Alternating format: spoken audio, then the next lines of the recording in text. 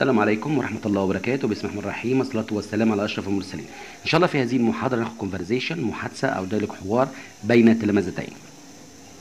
التلميذة الأولى بتقول لزميلتها yesterday يعني امبارح أو بالأمس. you أنتي أو حضرتك collected جمعتي، طبعا أنا بتكلم في صيغة الباست الماضي. بيبر ورقة and bottles وزجاج، يبقى انت جمعتي ليه امبارح ورق وزجاج.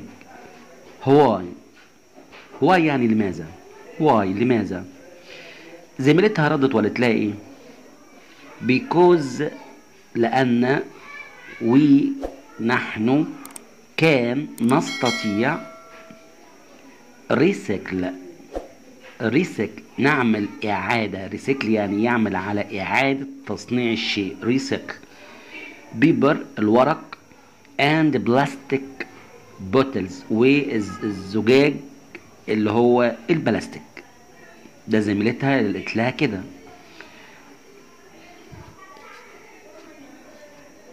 زميلتها ردت وقالت ايه؟ يس نعم. نحن shouldn't لا يجب علينا. shouldn't طبعا هنا منفية. shouldn't لا يجب علينا. waste things يعني نضيع او نفقد. things يعني الاشياء. طبعا نلاحظ ان التي اتش هنا اخذ صوت الثاء، طبعا دي حروف مركبة. التي اتش هنا اخذ صوت الثاء. things اللي هي الاشياء. طبعا زميلتها ردت وقالت لها ايه؟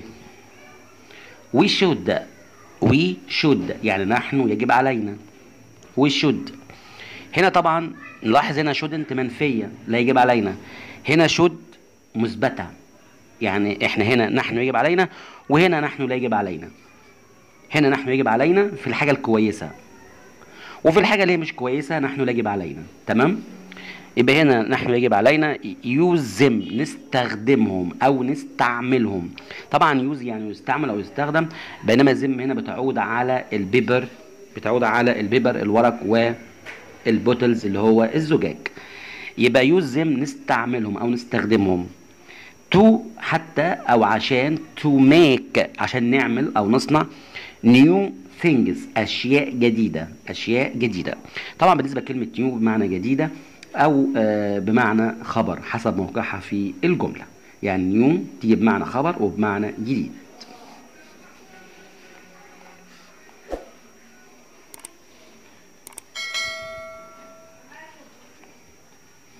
التلميذة دي ردت وقالت ايه؟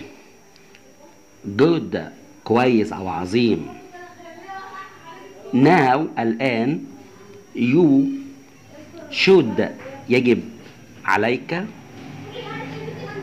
take أن تأخذ them تأخذهم. هنا بقى في them دي بتعود على البيبر وعلى البلاستيك بوتلز على الزجاج. فيها طبعا ما تقول يجب عليكم ان انتوا تأخذهم. take them تأخذهم، تاخد الورق يعني والزجاج تأخذهم. to عشان